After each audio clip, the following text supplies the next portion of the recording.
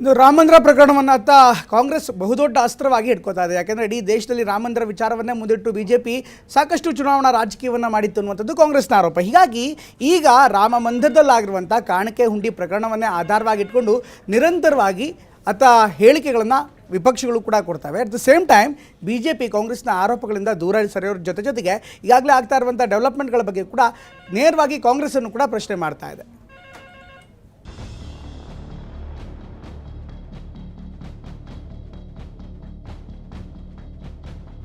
Rama ಭಕ್ತರನ್ನ ಪರೀಕ್ಷಿಸಬೇಡಿ, CM Yogi Adityanath ಗುಡುಗು. राम भक्तों की अग्नि परीक्षा मत लो, राम भक्तों के साथ उनकी आस्था के साथ खिलवाड़ करना. ಅಯೋಧ್ಯೆ ರಾಮ ಮಂದಿರದಲ್ಲಿ ಕೋಟಿ ಕೋಟಿ ಹಣ, ಚಿನ್ನಾಭರಣ, ದೇಣಿಗೆ, ಕಾಣಿಕೆಗೆ ಕನ್ನ ಹಾಕಿರುವ ಪ್ರಕರಣ ಇಡೀ ದೇಶವನ್ನೇ ಬೆಚ್ಚಿ ಬೀಳಿಸಿದೆ. ಒಂದೆಡೆ ದೇಣಿಗೆ ನೀಡಿದವರು ನಾವು ಕೊಟ್ಟ ಕಾಣಿಕೆಗಳು ಎಲ್ಲಿವೆ ತೋರಿಸಿ ಅಂತ ಲೆಕ್ಕ ಕೇಳ್ತಿದ್ರೆ, ಮತ್ತೊಂದೆಡೆ ವಿರೋಧ ಪಕ್ಷಗಳು ಸರ್ಕಾರದ ವಿರುದ್ಧ ಮುಗಿಬಿದ್ದಿದೆ. ಸರ್ಕಾರ ಭ್ರಷ್ಟರನ್ನ ರಕ್ಷಣೆ ಮಾಡ್ತಿದೆ ಅಂತ ಕಿಡಿಕಾರ್ತಿವೆ.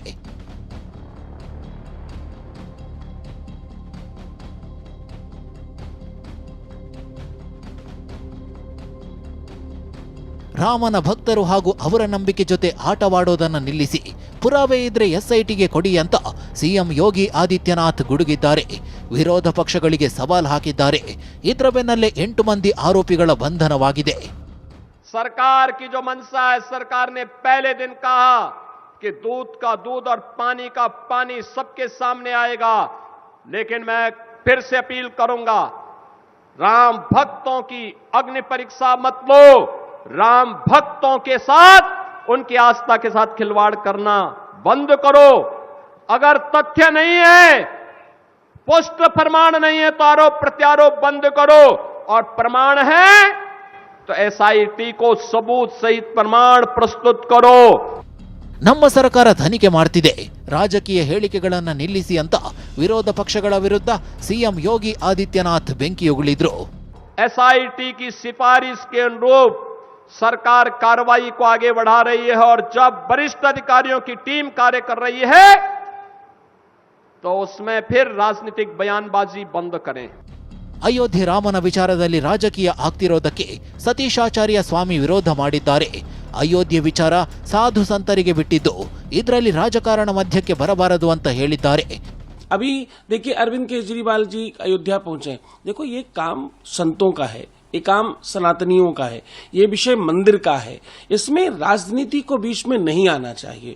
इसमें आपका कोई अधिकार नहीं बनता, ना तो आपका कोई अधिकार बनता और ना ही आपने कभी राम के लिए कुछ अच्छा किया है.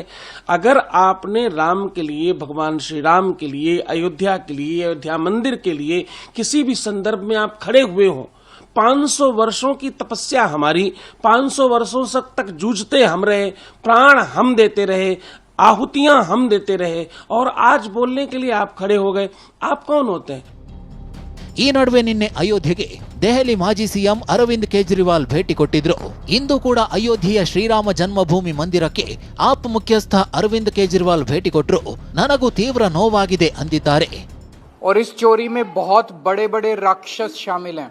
भगवान राम पे करोड़ों करोड़ों लोगों की आस्था है. उन करोड़ों लोगों की आस्था को ठेस पहुंची है. लोग आहत हुए हैं. मैं स्वयं बहुत आहत हुआ, और इसीलिए आज मैं भगवान राम के दर्शन करने के लिए राम मंदिर गया.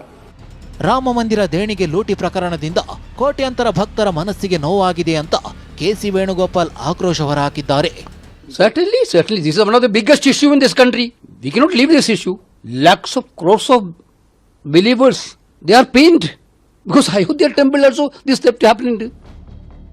ರಾಮನ ವಿಚಾರವಾಗಿ ಮಾತನಾಡಿದ ಕೆಪಿಸಿಸಿ ಅಧ್ಯಕ್ಷ ಬಿಕೆ ಹರಿಪ್ರಸಾದ್ ಮಾತು ರಾಜ್ಯದಲ್ಲಿ ಕಿಡಿ ಹೊತ್ತಿಸಿದೆ. ರಾಮ ಮಂದಿರ ಲೂಟಿ ಬಗ್ಗೆ ಅಮಿತ್ ಶಾ, ಮೋದಿ ಮಾತನಾಡ್ತಿಲ್ಲ ಅಂದಿದ್ದಾರೆ. ರಾಮನನ್ನ ಗುತ್ತಿಗೆ ತೆಗೆದುಕೊಂಡಿರೋರ ರೀತಿ ಇವರು ಆಡ್ತಿದ್ದಾರೆ ಅಂತ ಕಿಡಿಕಾರಿದ್ರು. ಇದಕ್ಕೆ ಬಿಜೆಪಿ ಕೌಂಟರ್ ಅಟ್ಯಾಕ್ ಮಾಡ್ತಿದೆ. ಭಾರತೀಯ ಜನತಾ ಪಾರ್ಟಿಯವರು ಮತ್ತೆ ತಡಿಪಾರ್ ಅಮಿತ್ ಶಾ ಅವರು ಒಂದೇ ಒಂದು ಶಬ್ದ ಮಾತಾಡೋದಿಲ್ಲ. ಈ ರಾಮ ಮಂದಿರದಲ್ಲಿ 200 ಕೋಟಿ ಹೆಂಗೆ ಲೂಟಿ ಹೊಡೆದಿದ್ದಾರೆ ಅನ್ನೋದನ್ನ, ರಾಮವನ್ನ ಇವರೇ ದತ್ತು ತಗೊಂಡ್ಬಿಟ್ಟ ಥರ ಆಡ್ತಾ ಇದ್ರು.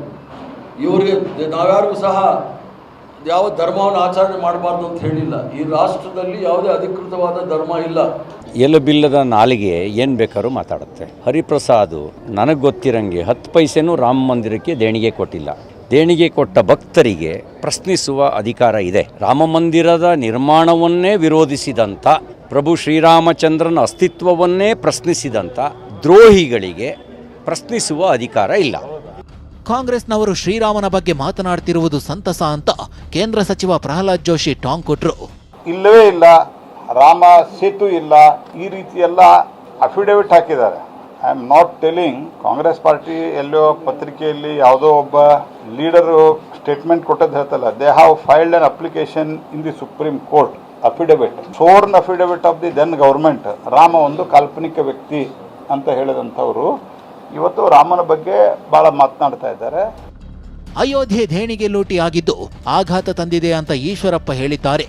₹1 ಕೂಡ ಸರ್ಕಾರದಿಲ್ದೇನೆ ಚಿನ್ನ, ಬೆಳ್ಳಿ, ಸಾವಿರಾರು ಕೋಟಿ ಹಣವನ್ನು ರಾಮ ಭಕ್ತರು ಕೊಟ್ಟರು. ಆದರೆ ಮೊನ್ನೆ ಪತ್ರಿಕೆಯಲ್ಲಿ, ಟಿವಿನಲ್ಲಿ ನೋಡಿ ತುಂಬ ಆಘಾತ ಆಯಿತು, ತುಂಬ ನೋವಾಯಿತು.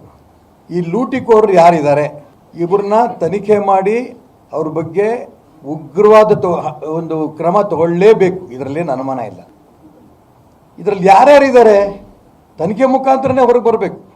1 kg ಇಟ್ಟಿಗೆಗಳು ನಾಪತ್ತೆ, ಬಂಗಾರ ನಾಪತ್ತೆ. ಇವು ಓದಕ್ಕೆ ಆಶ್ಚರ್ಯ ಆಗುತ್ತೆ ಮತ್ತು ನೋವಾಗುತ್ತೆ. ಅಯೋಧ್ಯೆಯ ರಾಮ ಮಂದಿರದಲ್ಲಿ ದೇಣಿಗೆ ಹಣ ಕಳವು ಪ್ರಕರಣ ಸಂಬಂಧ 8 ಆರೋಪಿಗಳಿಗೆ 3 ದಿನ ನ್ಯಾಯಾಂಗ ಬಂಧನವನ್ನ ಕೋರ್ಟ್ ವಿಧಿಸಿದೆ. ಉತ್ತರ ಪ್ರದೇಶದ ಫರೀದಾಬಾದ್ ನ್ಯಾಯಾಲಯ ಆದೇಶ ನೀಡಿದೆ. ಆರೋಪಿಗಳಿಂದ 79,85,493 ಹಣ ಜಪ್ತಿ ಮಾಡಿರೋದಾಗಿ ಕೋರ್ಟ್ಗೆ ಪ್ರಾಸಿಕ್ಯೂಷನ್ ಅಧಿಕಾರಿ ಕೆಸಿ ವರ್ಮಾ ಮಾಹಿತಿ ಕೊಟ್ಟಿದ್ದಾರೆ. Bureau report, TV9.